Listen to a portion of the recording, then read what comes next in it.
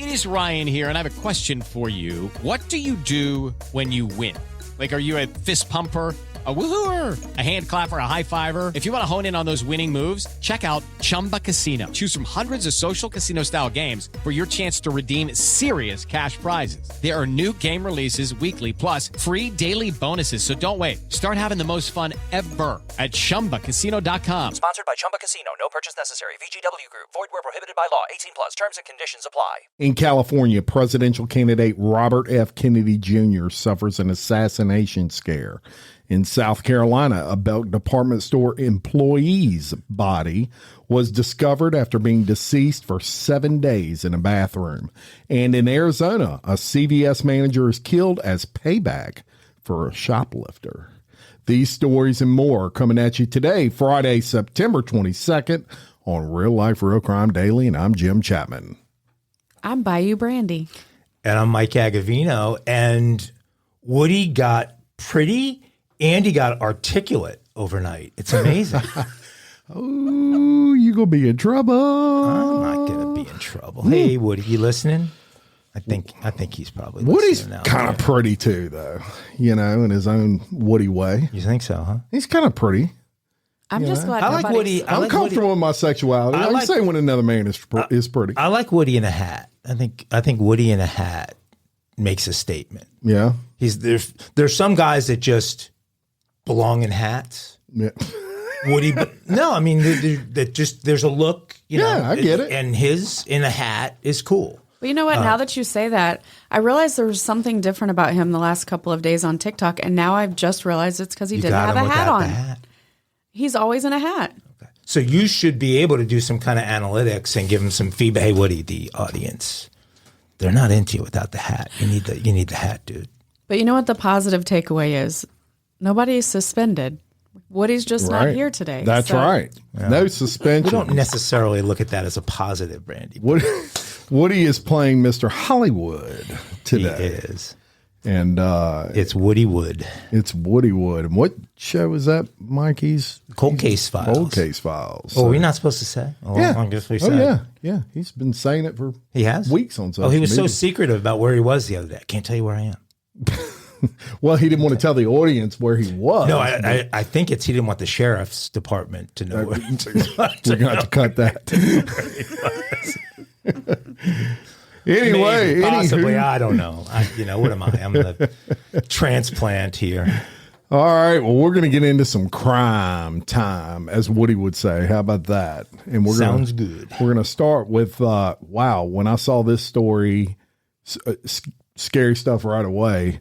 Democratic presidential contender Robert F. Kennedy Jr. had a security scare Friday evening as he attended an event with a Hispanic community in Los Angeles. The politician was in California to celebrate Hispanic Heritage Month when an armed man claiming to be part of his security showed up. Other members of the security detail did not recognize him, and he was heavily armed. He had protective gear, and they detained him until police arrived at the scene. The man is now likely being charged with impersonating an officer or federal agent and possibly unlawful possession of firearms. After the incident, Robert F. Kennedy Jr. himself took to social media, specifically the platform formerly known as Twitter, called X, and he revealed the details of what happened and to also once again request a Secret Service security detail. I'm very grateful the alert and fast-acting protectors from Gavin DeBecker and associates spotted and detained the arrested the armed individual who attempted to approach me at my Hispanic Heritage speech at the Wilshire Theater in Los Angeles. The man, wearing two shoulder holsters with loaded pistols and spare ammunition magazines, was carrying a U.S. Marshal badge on a lanyard and belt clip federal ID. He identified himself as a member of my security. Armed security moved quickly to isolate and detain the man until LAPD arrived to make an arrest. I'm also grateful to LAPD for its massive response. I'm still entertaining a hope that President Biden will allow me Secret Service protection. I'm the first presidential candidate in history to whom the White House has denied that request. Robert F. Kennedy Jr., as y'all and all of our listeners, I'm sure know, is the nephew of John F. Kennedy and the son of Robert F. Kennedy. He was born in 1954, so he was 9 years old when his uncle was assassinated in 1963, and he was 14 when his father was assassinated in 1968. And his father was assainated in that city, in Los Angeles. Yeah. So, very similar event. I didn't realize he had made a request and had been denied a security detail. And that wasn't the first time. He's been denied that, from what I understand, several times. When you're dealing with a Kennedy in particular, it's probably a good idea, even if you don't have a scare. I was going to say, if your last name is Kennedy, you should get approved. This situation is scary for anyone, but the Kennedy family history is just plagued with. Boy, it sure is. Yeah.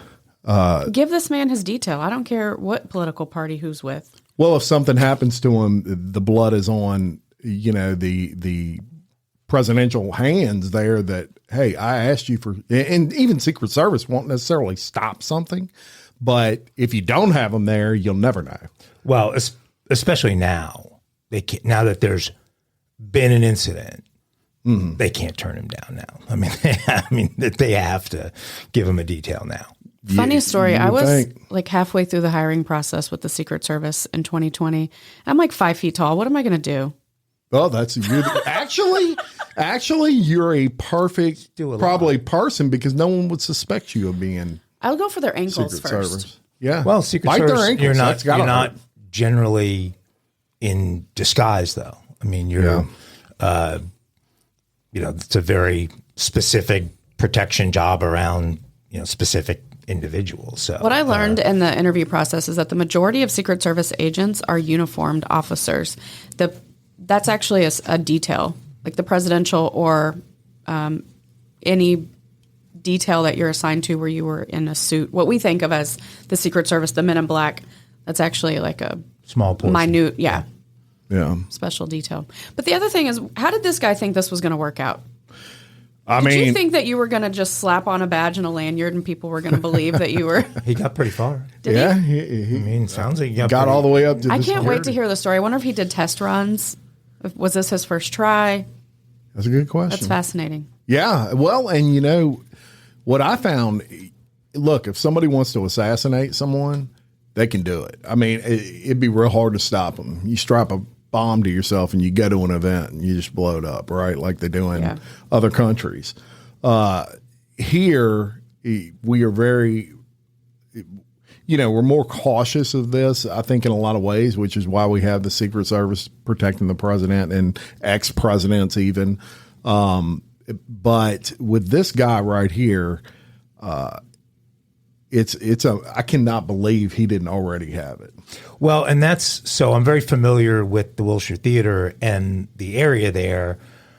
It would be very costly to create a perimeter around there, because you've got heavy traffic coming from at least 2 of the 4 streets that surround the theater there. Yeah. And there is only a front main, and there's only one way in for pedestrians, and I would assume for these guys. And if you haven't protected a perimeter, people are coming from a lot of different directions in terms of street paths. So, and I wouldn't do that venue. That would be. I think that's a bad choice of where.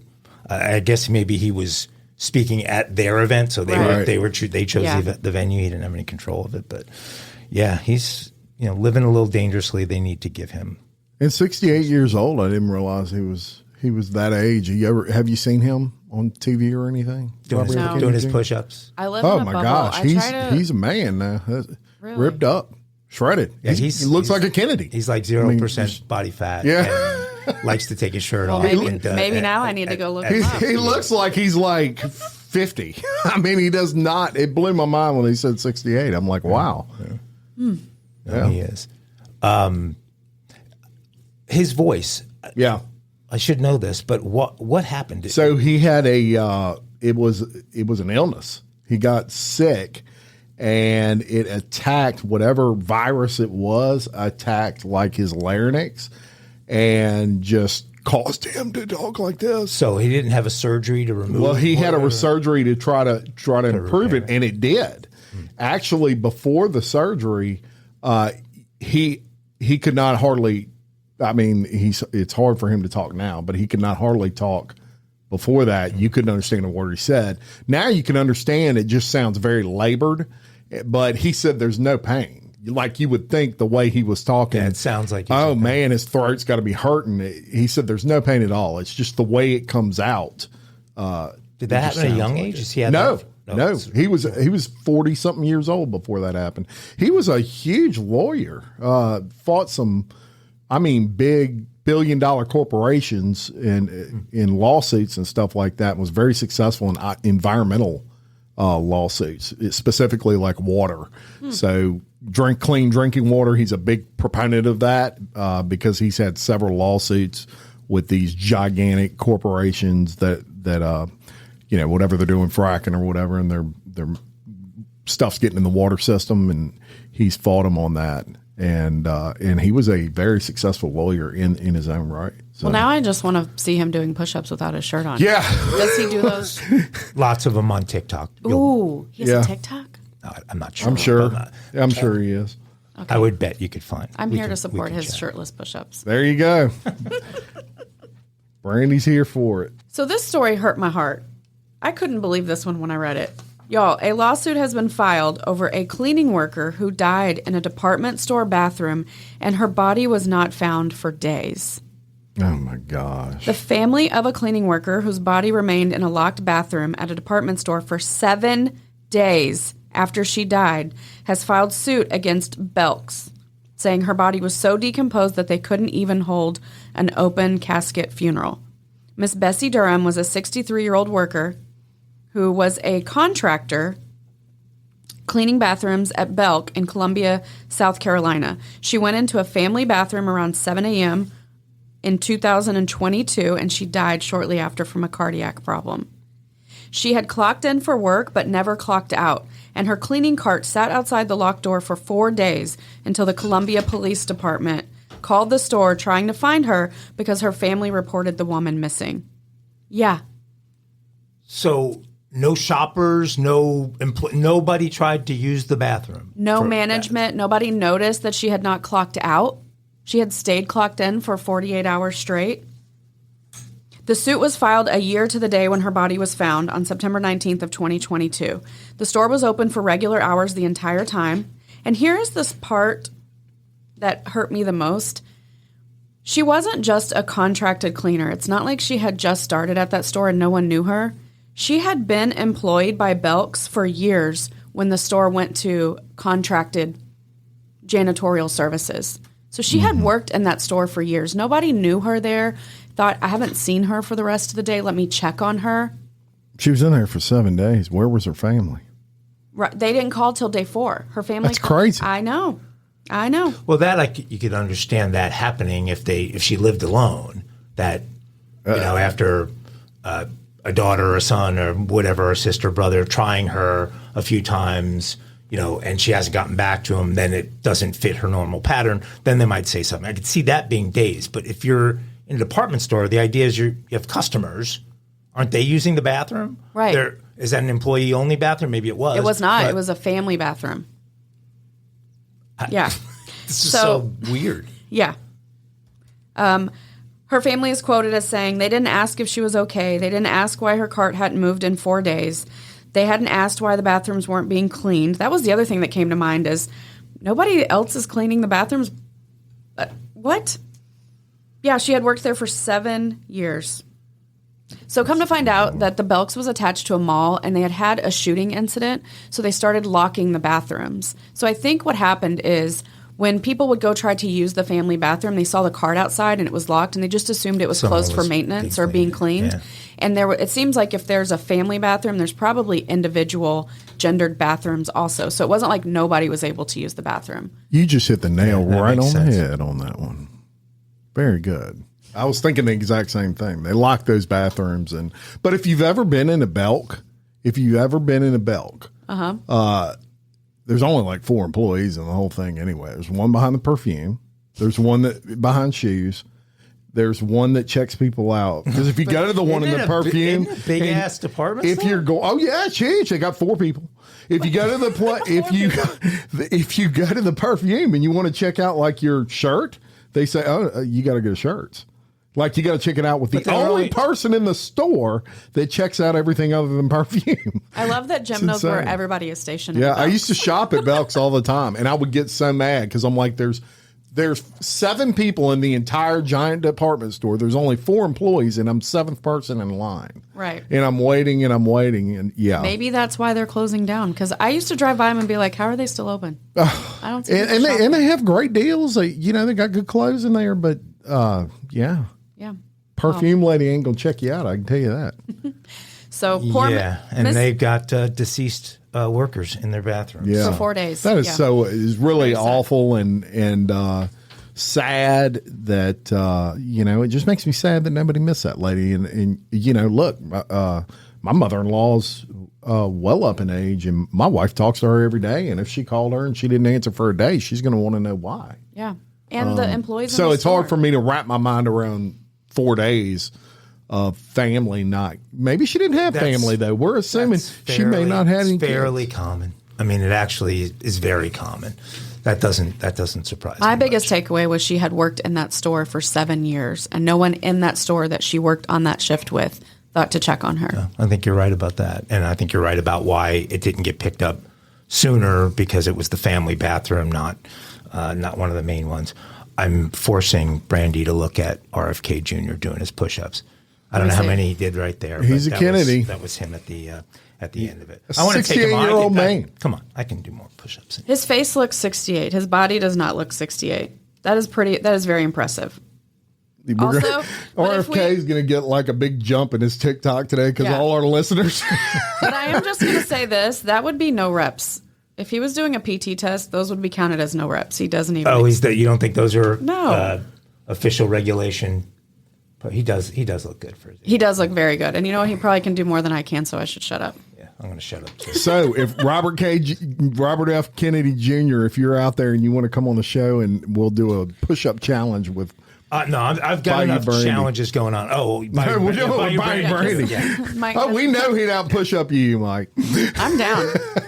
That's my thing. We'll work on that one. When I drink, I do push-up challenges. Do you? When you drink? You can do more push-ups when you're drinking? Yeah, I'm usually the other way around. No. I mean, I don't do them sober, but when I'm drunk, I decide that I can do them, and I can.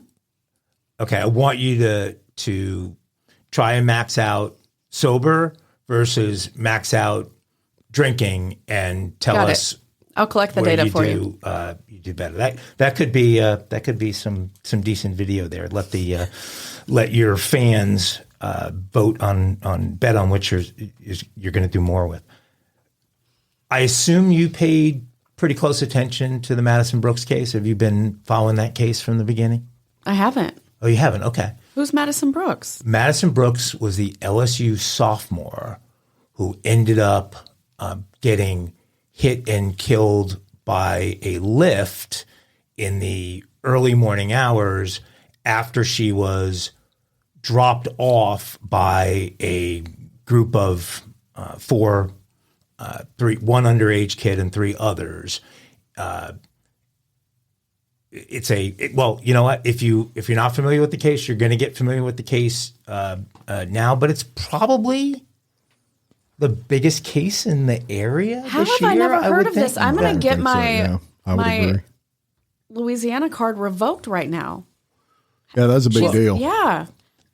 Well, I gotta stop. I only watch TikTok. I have to start watching the actual news. Well, the case has kind of been out of the news for a little bit because it dominated. Or at least Real Life Real Crime Daily. Yes. It dominated the news for a month and a half or so. All right, teach me all about her. I want to hear Madison's story. And then things have been quiet for a period because we're waiting for court dates and things like that to happen. But it's back in the news right now because Madison Brooks' dad has filed a lawsuit basically spraying the entire infield of anyone who has been was remotely involved in her death, suing all of them. So by talking about the lawsuit, the story comes out through it. So Maddie's father is suing virtually everyone involved in his daughter's death, including the Baton Rouge bar, Reggie's, who served the underage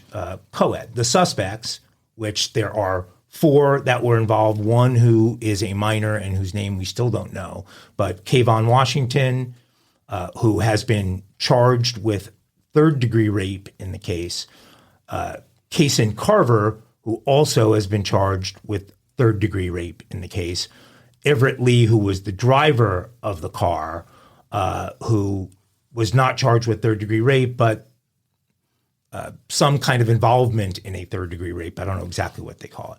But her tragic death has taken this is his attorney talking, has taken a devastating emotional toll on her father, and that devastation continues each and every day. That's David Corselli, who is John Brooks' attorney.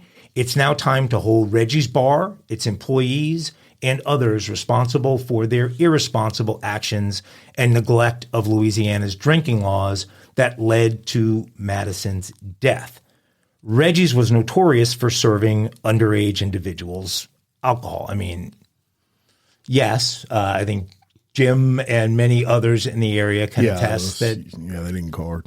And this is even going back in my day. And this is going on around every or most major college campuses around the country, where the fraternity houses are now dry, the sororities are dry, the dorms are dry, and the kids obviously all still want to drink. And so there are bars that have,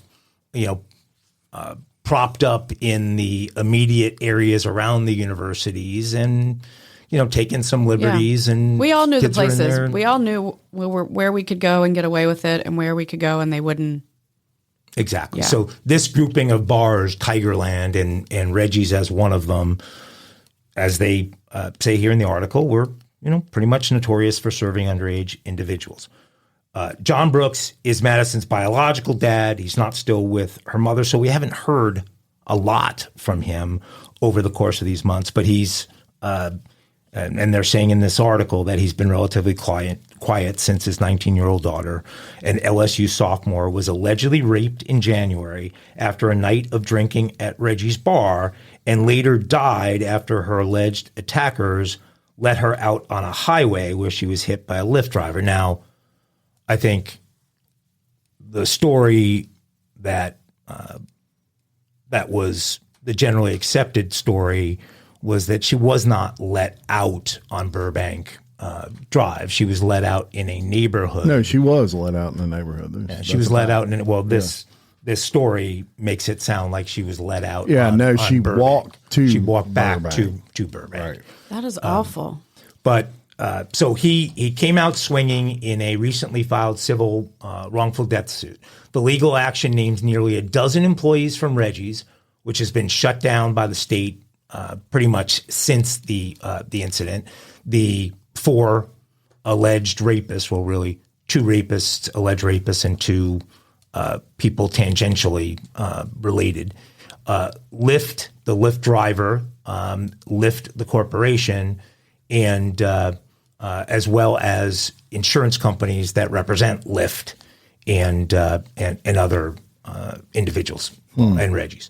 So the legal action accuses Reggie's employees of over-serving his underage daughter. Starting at about 10:12 p.m. on January 14th, Madison was allegedly served 24 alcoholic beverages over a 3-hour span. Wow. Yeah. 24? 24, that's what they're alleging, despite being visibly intoxicated. This is all coming directly out of the lawsuit. The lawsuit documents each drink and alleges that she fell at least 4 times in the bar over that period of time. We know from the original story that one of those falls, which I think is the last one from the way the lawsuit phrases things, she was helped up from the ground by Kayvon Washington, and that sort of began the unfortunate path that the end of the evening took. But so Madison is sitting near or at the front doors when she falls off a stool. She remained on the ground for about 30 seconds And while she was on the ground, multiple employees moved right past her, according to the lawsuit. And that was the fourth fall. And that's when Kayvon Washington allegedly helped her to her feet. Her 4 alleged attackers have since been indicted on varying degrees of rape charges. All the suspects pleaded not guilty in criminal court. 2 of the suspects allegedly raped Madison and led her out on Burbank Drive, which is a main 4-lane highway in Baton Rouge. Again, both Jim and I agree that it was well understood by the coverage and interviews given that she was led out at a friend's house in a specific neighborhood off of Burbank Drive, not directly on Burbank Drive. Right? Yeah, I don't think it was a friend's house. I don't remember hearing anything. I think she was just let out at a house that she thought was where her friends lived. She wanted to be dropped off at a sorority sister's house, and she gave them the address, said this is where it was. Maybe it wasn't. Right. That's what ended up happening. She ended up in like a residential subdivision. Was she at the bar with girlfriends that night? No, she was alone. Well, I have got to dive into this one. Okay. Yeah. Wow. Yeah, she was, but she had worked at Reggie's, so she knew a lot of people at Reggie's. So bartenders, others at Reggie's were friends of hers. Friends of hers that left her on the ground. This is the story, though. Yeah. The lawsuit names nearly a dozen Reggie's employees who allegedly overserved the LSU sophomore and did not intervene. They specifically named Darren Adams and John Landry. Those are the owners. 4 bartenders. They don't specifically name the bartenders. And 4 bar managers. They do specifically name the bar managers. I don't think it's necessary for us to do that. Reggie's has, again, been closed since then.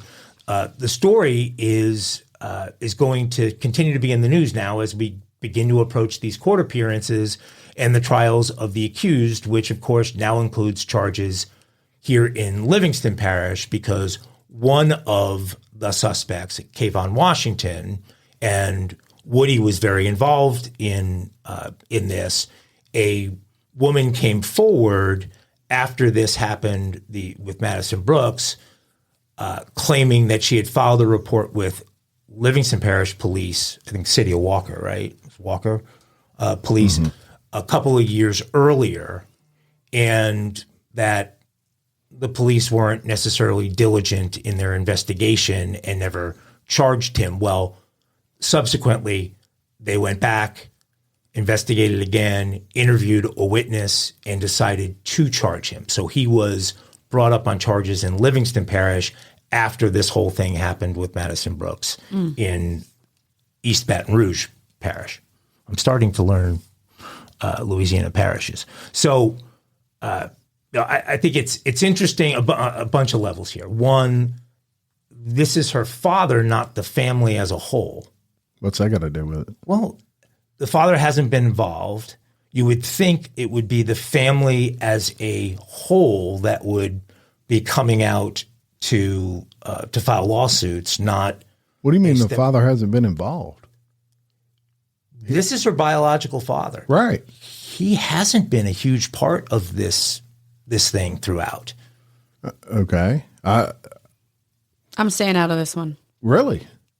I mean, they specifically say that in this article. I don't remember hearing. It was the mother continuously in my recollection. Maybe people will tell me I'm wrong. I mean, about that, I'm honestly shocked. I didn't, because I haven't heard a whole lot out of the family in general. I mean, I know the mother because she's the mother.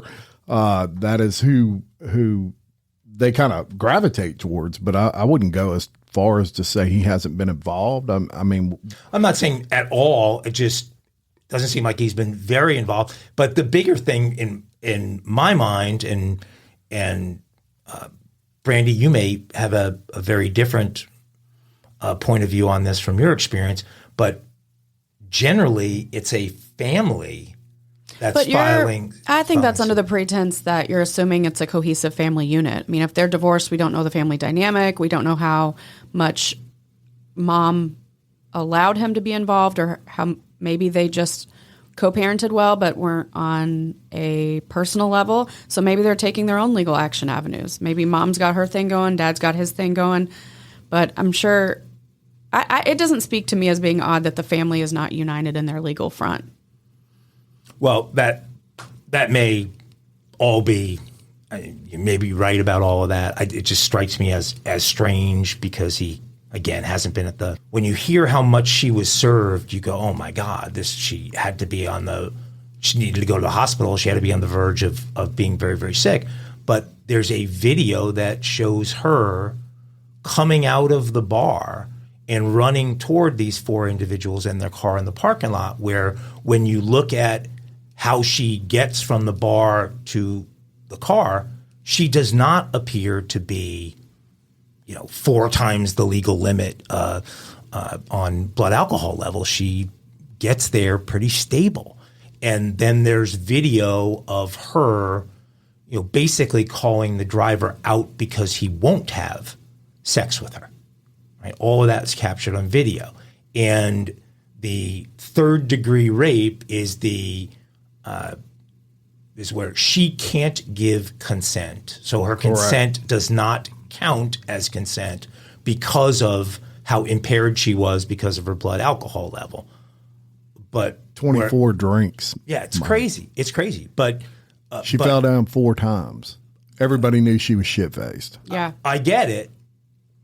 But I'm just saying, when you look at the video, the multiple videos, and having been a guy of that age, I don't think this is so what I've heard about the Livingston case, I think is much more a slam dunk than this case is, because I think it's going to be possible that jurors are going to be sympathetic. I would not have known about the existence of that law. Well, to caveat what you just said about you having been a gentleman of that age, I've also been a female of that age, and I have made decisions that have put me in situations that I'm glad did not end like Madison's. My heart breaks for her family.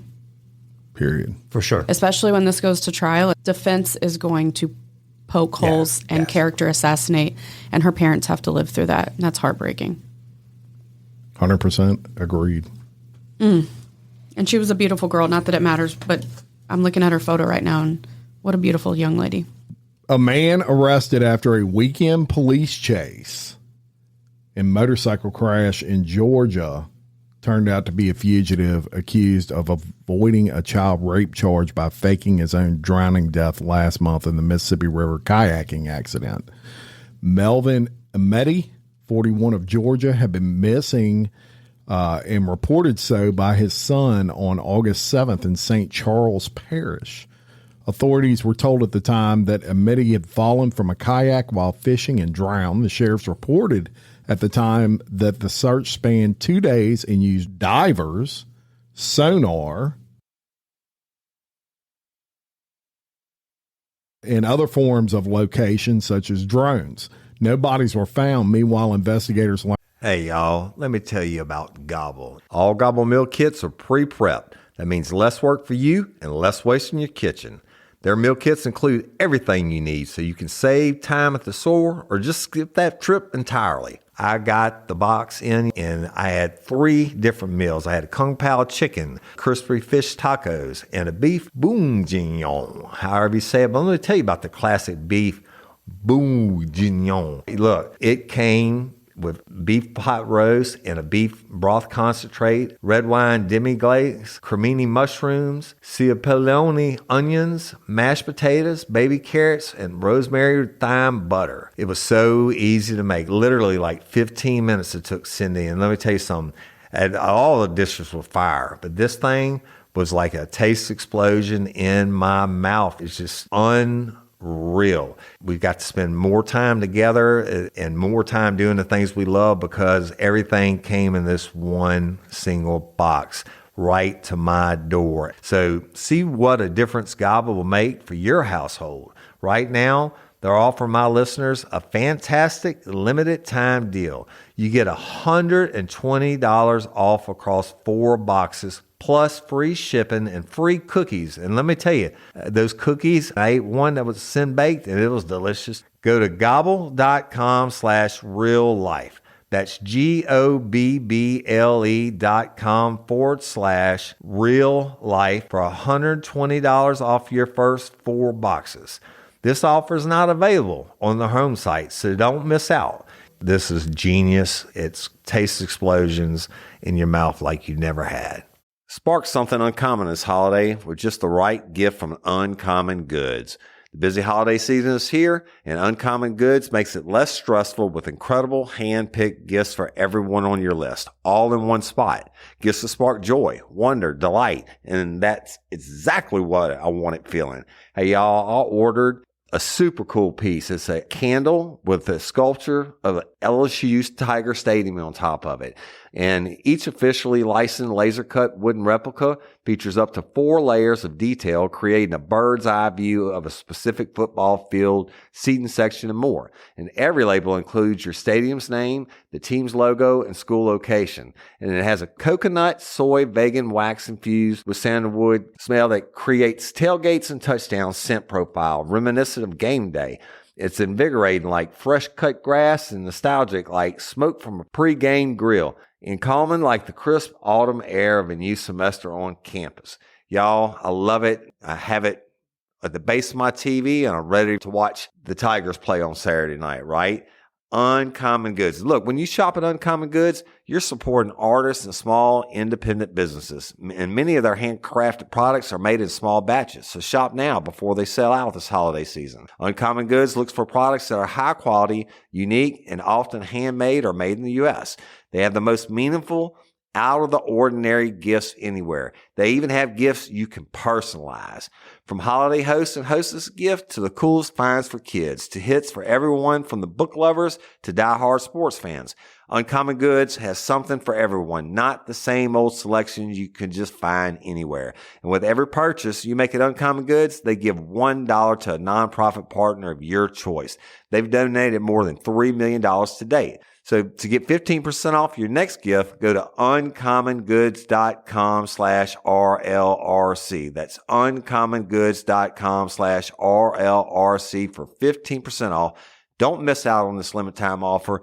Uncommon Goods, we're all out of the ordinary. I learned that Ahmedi was facing charges of indecent liberties with a child and statutory rape of a child in North Carolina. We immediately became suspicious that this may have been a faked accidental drowning and death in order for Mr. Ahmedi to escape charges in North Carolina, this from a sheriff. However, we could not publicly expose our suspicions for fear of tipping him off. Detectives learned that Ahmedi had bought 2 prepaid cell phones in Butte, Louisiana before the reported drowning.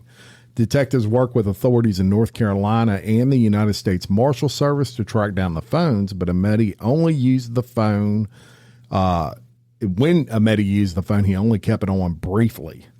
The break in the case came Sunday in Georgia after a highway patrol officer attempted to stop a motorcycle for not having a license plate. The driver crashed and tried to run away, but was captured. The driver gave a false name, but was identified as Ahmedi through his fingerprints.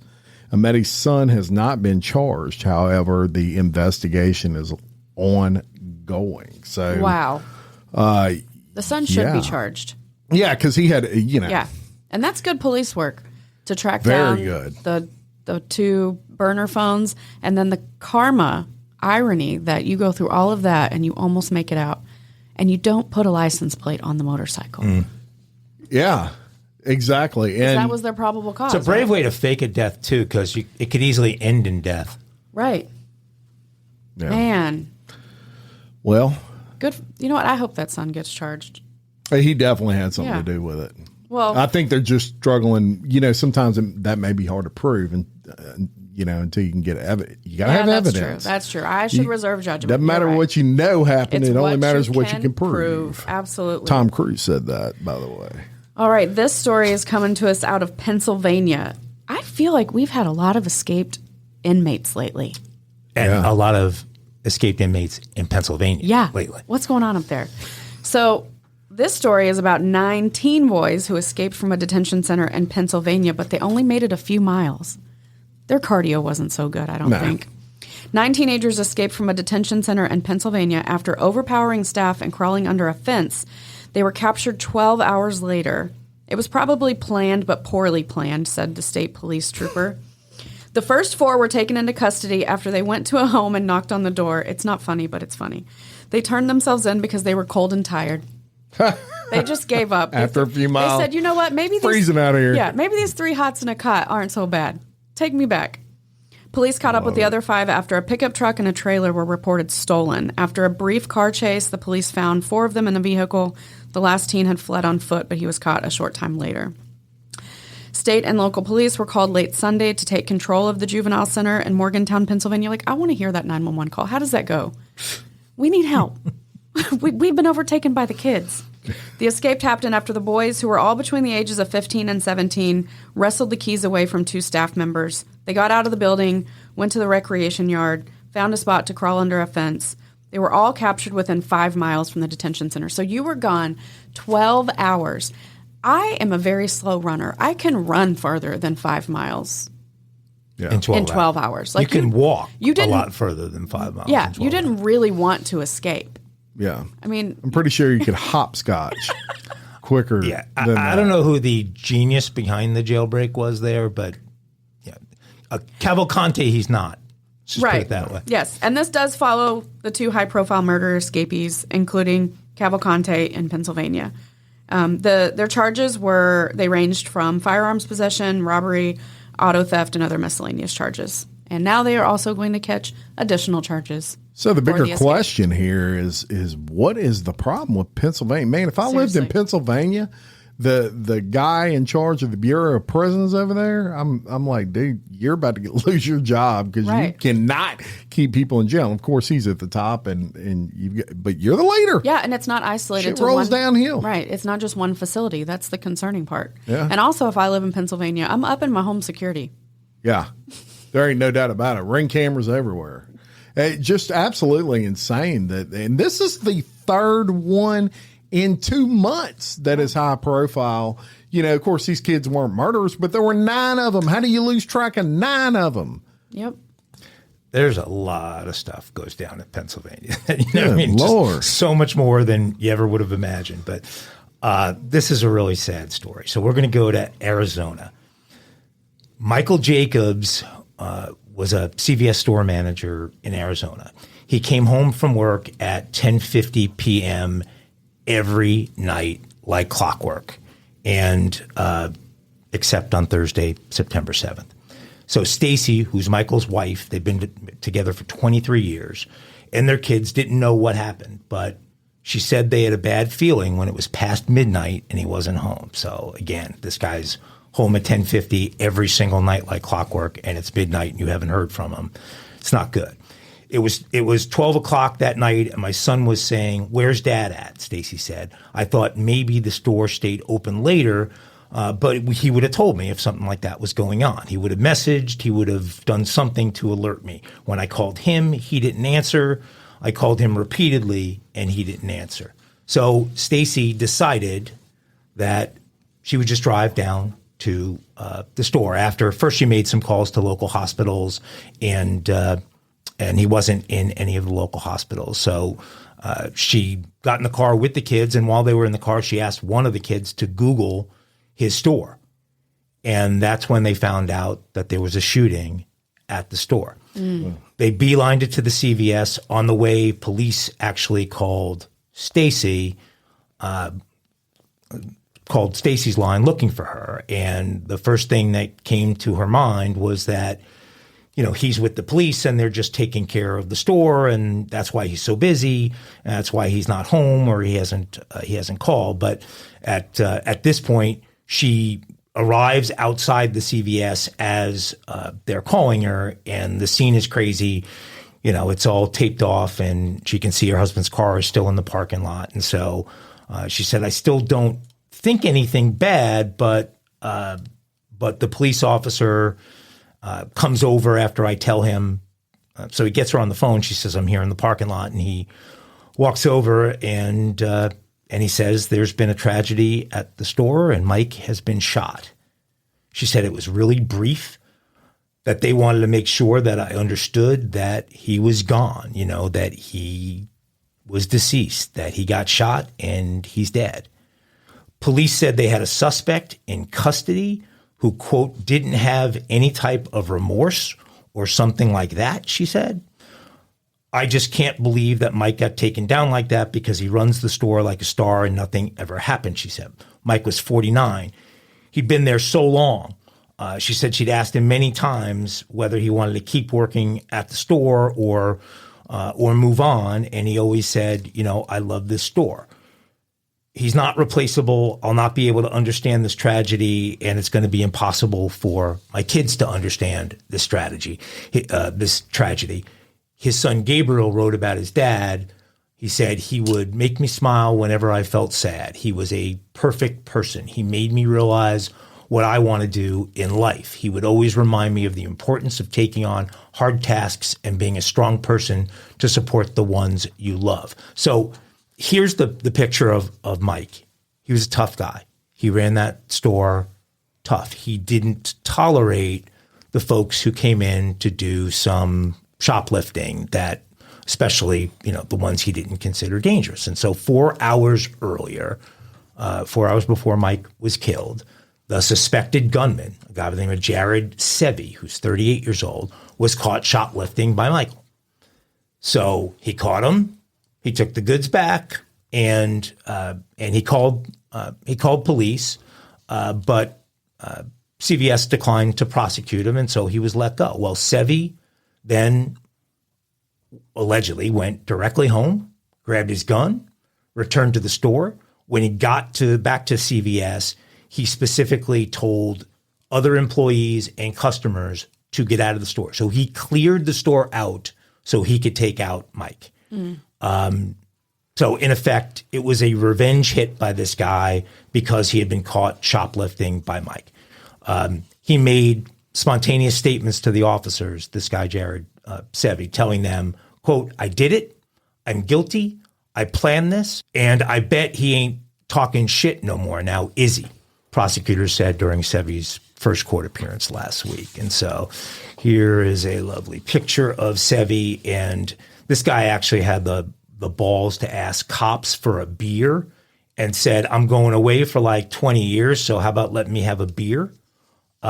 He's watched too many movies. That he did it because he was tired of people picking on him, and this was the only way that he can show people that that's not okay. Picking on you for stopping you from shoplifting. I mean, just that's ridiculous. Crazy. I've always said, look, if I work for a company, they have liability insurance. I don't own that store. Period. Sorry. And the company will tell you that. 100%. Mike doesn't agree with that, but well, we've talked about it a lot. Yeah. And there are all kinds of different circumstances that unfold, and I guess this guy took pride in this was his store, and that is to be respected. That's all right. And I get that. This was his persona, and I guess he had done this for a long time, and there were never repercussions from it.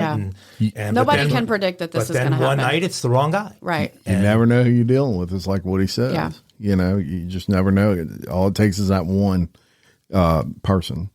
So we're going to move on. And look, one thing that is for sure happening right now is sheriffs all over the country are sheriff departments are now getting these apps, these high performance apps. One of the great, people complain about technology a lot of times, but one of the great things about technology is it can be used for good sometimes. Yep. And I was happy to see that in Livingston Parish, Louisiana, where I live, Sheriff Jason Ord actually just launched our app for this area of the country. And so I went through it and I found some really interesting things, and I started doing research online about how many sheriff's department have this. And of course that number is increasing every day, but it's really something that is just now kind of coming to the forefront everywhere except the larger cities. And even some of the larger cities don't have these apps yet.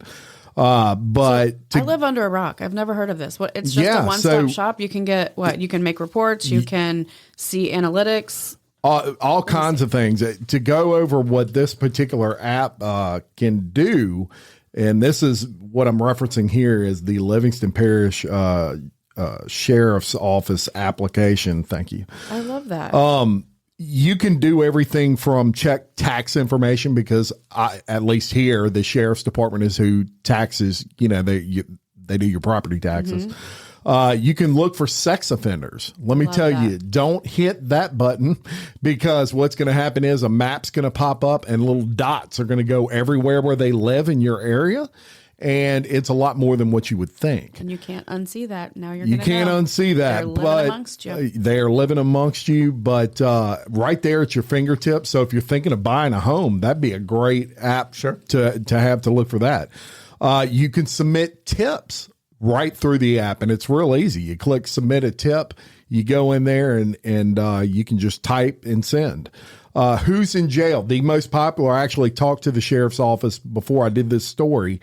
And they told me the most, by far, the most clicked link is who's in jail. Yep, I'm nosy. I want to see. Yeah, that's it. So you type a name, it could be anybody's name. And if they're in the Livingston Parish jail, it's going to tell you. It's going to tell you what they're in there for. It's going to have a nice, pretty mugshot and all of that sort of thing. They have a join our team section where you can actually gain employment. You can do an application. And they even have Sheriff Jason Hart has a Christmas crusade where they get toys for all the children in the area that are underprivileged and give them out. The police actually go door to door and hand these out. The application to submit to be part of that Christmas crusade is also on this app.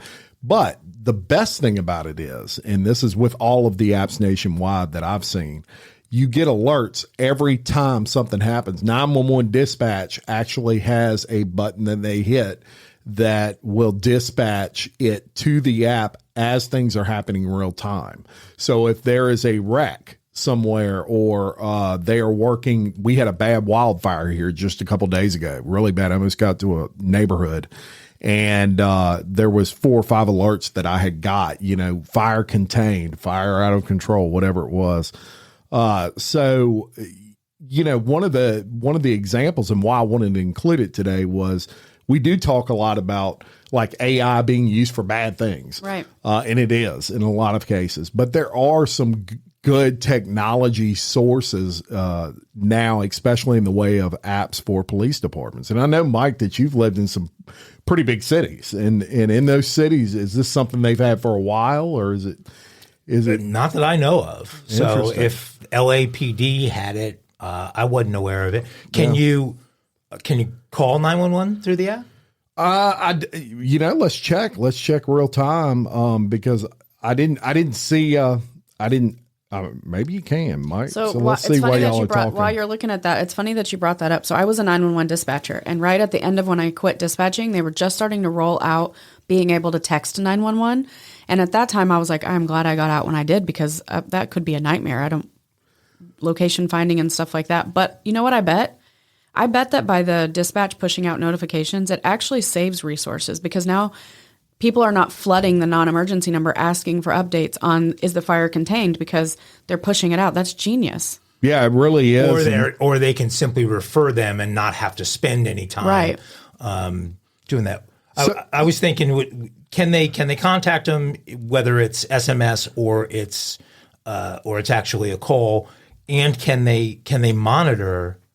A lot of people spend their nights with a police scanner listening to calls coming in. Is there that kind of capability? No, there's not. They don't have the scanner, unfortunately, because I dated a girl who had a grandmother. I used to have one, and I just all she did was listen to I have an app on my phone for that. There's no scanner, but there is, to answer your question, Mike, you can call, they have a button where you can call the sheriff's office directly without calling 911. Look, and that's a lot of times people want to call the sheriff's office, but it's not an emergency. Yeah. And they'll start it with, so it's nice to have that. Yeah. You can, like I said, submit a tip. You can even call Crime Stoppers through this app.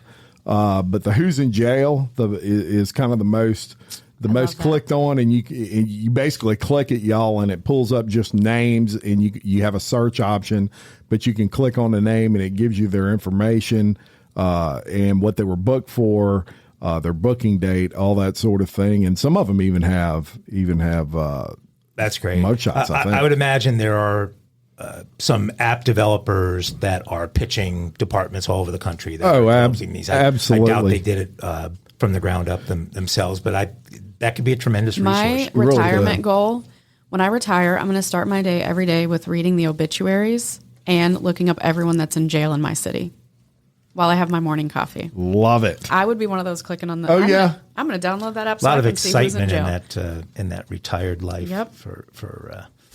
Well, Bayou shout out to the Goals. Livingston Parish Sheriff's Office and Jason Ord for Sheriff Jason Ord for moving to the forefront Keeping of up with the technology, times. baby. That is progressive. Very good. Hey, y'all. Changing my wardrobe from summer to fall, it's never easy. Luckily, Quince offers timeless and high-quality items I adore, ensuring my wardrobe stays fresh and I don't blow my budget. And there's nothing easier than going to Quince and choosing these high-quality items, like cashmere sweaters from $50, pants for every occasion, washable silk tops, and so much more. The best part? All Quince items are priced 50 to 80% less than similar brands. By partnering directly with top factories, Quince cuts out the cost of the middleman and passes the savings on to us. And Quince only works with factories that use safe, ethical, and responsible manufacturing practices and premium fabrics and finishes, and I love that. I got the stainless steel Link Apple Watch band for $59.90. It's heavy duty, it's awesome, and it's like $100 less than I could find anywhere else. And I also got a 100% organic cotton fisherman quarter zip up sweater. The color is alabaster. Man, I can't wait to wear that this fall. And Cindy got the Mongolian cashmere boat neck sweater in heather gray. And I'm telling you, these are classic pieces at a fraction of the price. Make switching seasons a breeze with Quince's high-quality closet essentials.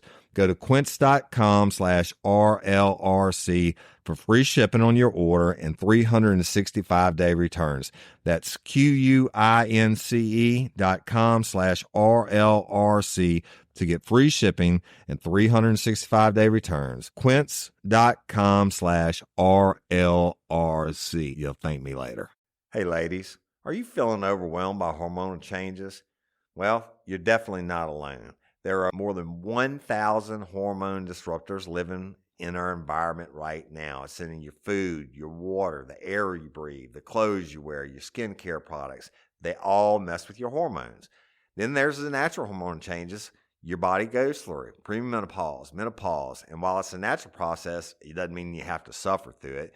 The good news is you don't have to suffer through it anymore, because now you have Hormone Harmony, a formula made only with herbal ingredients that are shown to reduce hormonal symptoms in women of all ages. Hormone Harmony is not just a hormone support and supplement, it's become a phenomenon. Women can't stop talking about it on social media.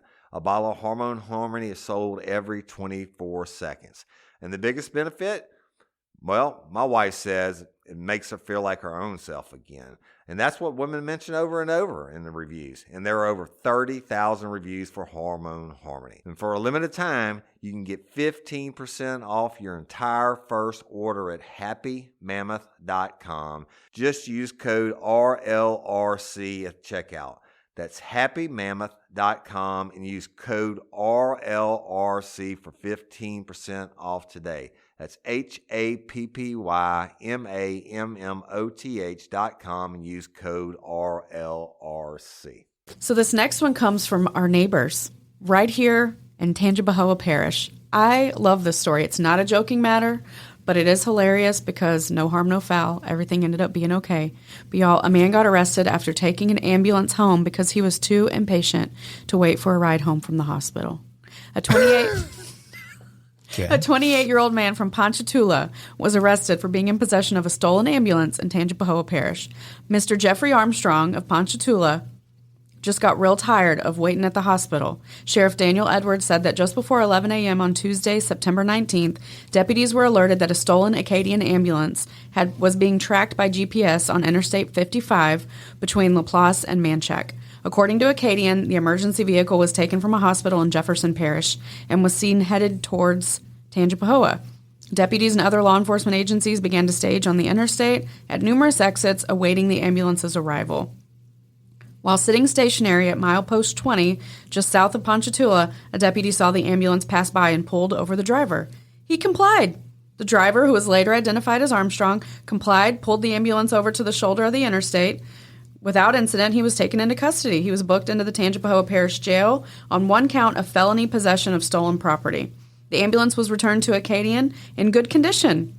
And now they, of course, are launching an investigation into how he acquired the vehicle.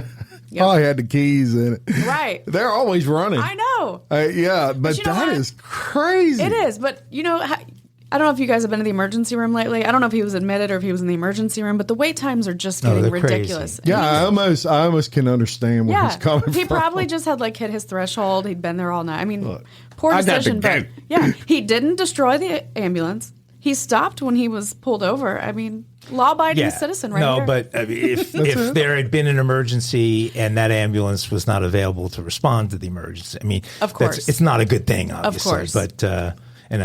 But an Uber would have. But you can kind of relate a little bit to what he was feeling. I mean, it's kind of what funny. he was feeling. Yeah, it's funny now that it ended up all well and good. Well, credit to Kieran of Unfiltered with Kieran for this story. Yeah, thank you so much, Kieran. I'm going to have to give her a listen. Brandi, I often joke, I don't know if you've heard any of the episodes that include this, but I often joke about the lack of class Philadelphia sports fans in general show, and specifically Philadelphia Eagles fans. I grew up in New York. I'm a hardcore New York sports fans.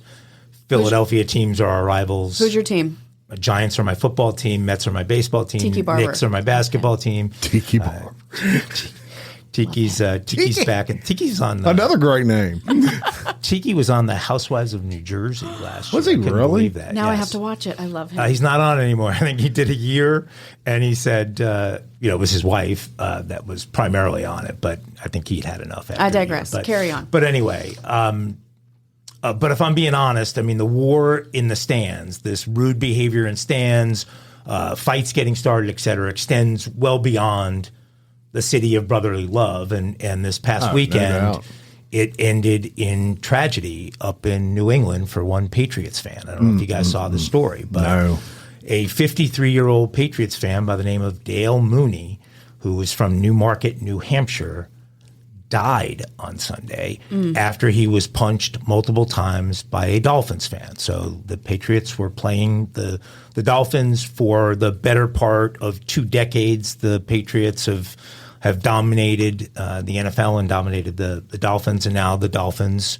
have a better team. And Dolphin fans were being aggressive in the stadium, and I guess this group of Patriot fans got aggressive, and I'm sure the beer was flowing, and one thing led to another. So the Norfolk County District Attorney's Office says Mooney died during, quote, an incident at the NFL game at Gillette Stadium. A witness in the stadium reported that 2 groups of fans, one supporting the Dolphins and the other supporting the hometown Patriots, bickered back and forth throughout the game. Alcohol played a role in the raising tensions that ultimately led to a physical fight. Mooney, who was a Patriots fan and season ticket holder for 30 years, was seen approaching a group of fans in the 300 level of the stadium just before the game ended. According to Joseph Kilmartin, who is a Patriots fan and was at the game and did many interviews. I watched this particular interview. Kilmartin told Mass Live the fight took place between a Dolphins fan and Mooney. The Dolphin fan walked over and clearly punched Mooney twice in the face. He got knocked out, and you could tell right away that he was not okay, this Kilmartin said. Mooney never regained consciousness after being struck. The EMTs performed CPR on him around 10:57 p.m. He was pronounced dead at the Sturdy Memorial Hospital in Attleboro just before midnight. Quote, I want to know what happened, what caused this, Mooney's wife Lisa told WCVB-TV. I just don't understand why people have to go to that extreme. Why can't it just be fun? That's what it's supposed to be, a fun family event. The TV station says no charges have been filed as of Monday, but Kilmartin told the outlet he witnessed police take one person into custody. I believe charges have been filed. I believe this is going to be a murder case. And I think given the circumstances, it is a murder case. No? I would agree. I'm not well versed on what has to occur for it to rise to the level of murder. I don't know. Was his intent to murder him when he punched him? I'm sure it wasn't. Yeah. I'll be interested to see how this one plays out. What charges? Could it end up as manslaughter? Very easily, I guess it could. But I think that's going to be a murder charge. I don't think the intent was there, but I think you knew what could happen if you punch somebody continually. Yeah. And I think that's how a lawyer would argue that. Manslaughter is like if you get in a car accident and someone gets killed and it was everything was a total accident. If I go up to you and just start beating the shit out of you till you die, I murdered you. Yeah, I really have no idea what I'm talking about. I don't know how the statute reads, but I know it has to meet certain criteria out. This is one I'll definitely follow. Interestingly enough, I don't tell a lot of people this down here because, the Saints are life, but I love the Patriots. My goal was to get married at Gillette Stadium. I love Bill Belichick. I know he's a very hated man, but I love him. And my husband is a Dolphins fan. We go to this game every year around Christmas. They usually play around Christmas. This one hits my heart. 53 years old, and you've been 30-year season ticket holder. Mike, we've got a Patriots fan in this room right now.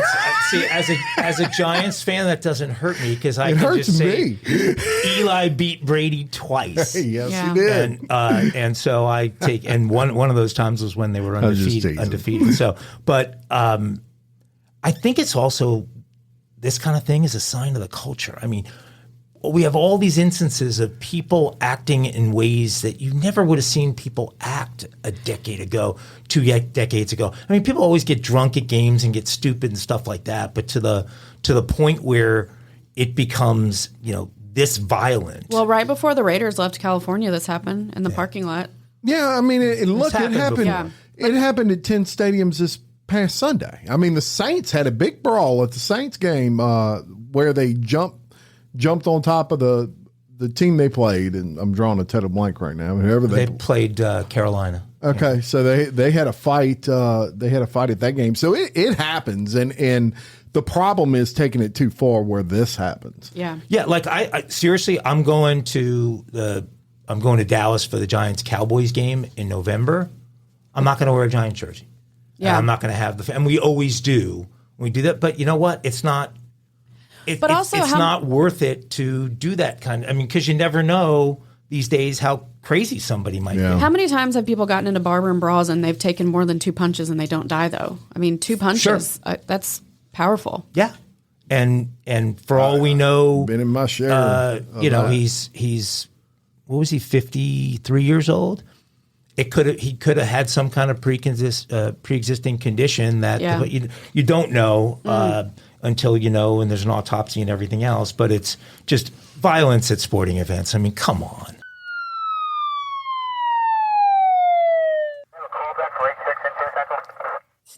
All right, so we've got another Super Cop segment coming at you, and we're going to tell you about an Atlanta police officer and a fire captain. So we've got 2 of them today being credited for saving a man from a flooded car last week.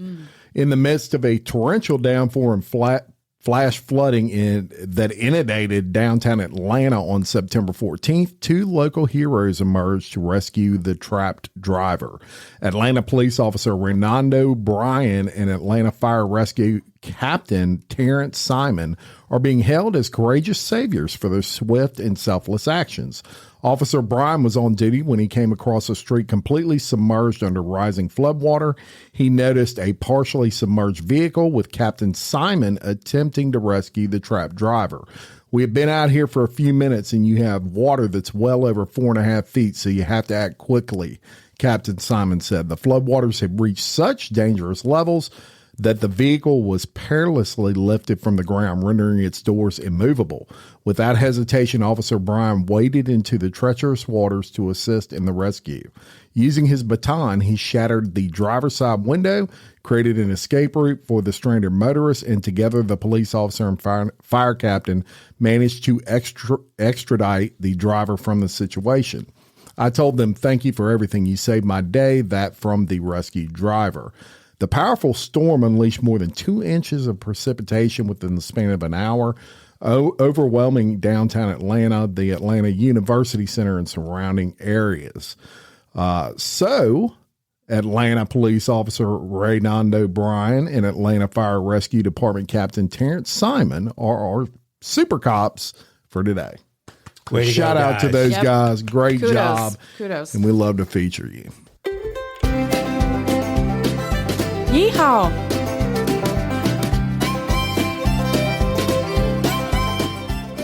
Dumb criminals. Indeedy. Some fiddles and some banjo. But it's Friday, so we're gonna shake it up a little bit with some poetic justice. This week, I'm gonna do an ode to some people that Woody's not here to sanction it. Some people and topics that are in the news. So let's start with an ode to Dion. Each day of his life's been etched out in neon. When he played, he was special and hard to beat. But what he's done as a coach is a more incredible feat.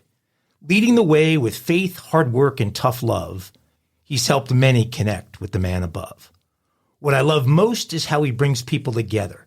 That's why, regardless of wins and losses, his message will last forever. How about an ode to the late night hosts? To them, I dedicate this poetic post. There's Fallon and Kimmel and a guy named Colbert. To hear them say something funny has become quite rare. I long for Carson, Letterman, or even Conan. In different ways, each was a showman. The political correctness has run amok. That's why America no longer gives a fuck. Late night was funny when Jerry Ford was falling downstairs. Now it's stale takes of Trump's sordid affairs. With the writers on strike, now's your chance to be funny. Please give it a shot and actually earn your money. Some thoughts on the comeback of #MeToo. Please take your time and think these through. No doubt some bad people earned their disgrace. Weinstein, Moonves, and Russell Simmons were replaced. The leaders of the movement amassed great power, but the scales really tipped when they came for Matt Lauer. Things have been quiet, but a new reckoning is at hand. They've come for one of their own. They've come for Russell Brand. When your accusers are anonymous and the crime's 10 years old, there can be no doubt you're about to get rolled. Then there's this coach from state named Mel Tucker. God, I feel bad for that motherfucker. He's losing $95 million. What a hex. And all of that for a little bit of phone sex. My final ode is to those who love a conspiracy theory. Of some of these tales, I've become quite weary. Boom, Jim. Of some of these tales, I've become quite weary. Epstein, Pizzagate, and the grassy knoll. If you believe this crap, you're an a-hole. Bigfoot, the moon landing, and Walt Disney on ice. Think for a minute. Isn't that nice? Use Occam's razor and examine the slate. You might even discover the truth about Penn State. The world is already crazy enough. We don't need any more conspiracy buffs. Banjos, please. Where are you, Woody? Overton? What? What? Just no objections to that? No objection. What? He doesn't like me going after late night hosts that are no longer funny? You started out with Dion? I love my and I was man like, Dion. oh, this is going to be good okay, and nice. Until next time, I'm Jim Chapman. I'm Bayou Brandi. And I'm Mike Agovino. And for Woody Overton, we are Real Life, Real Crime Daily. Peace. Piglets. It is Ryan Seacrest here. Everybody needs some variety in life. That's what I love about Chumba Casino. They know how to keep things fresh and exciting. All their games are free to play. Like spin slots, bingo, and solitaire. You can claim free daily login bonuses, too. And they release new games every week. So spice things up with ChumbaCasino.com now for your chance to redeem some serious prizes. Sponsored by Chumba Casino. No purchase necessary. VGW Group. Void where prohibited by law. 18 plus terms and conditions apply.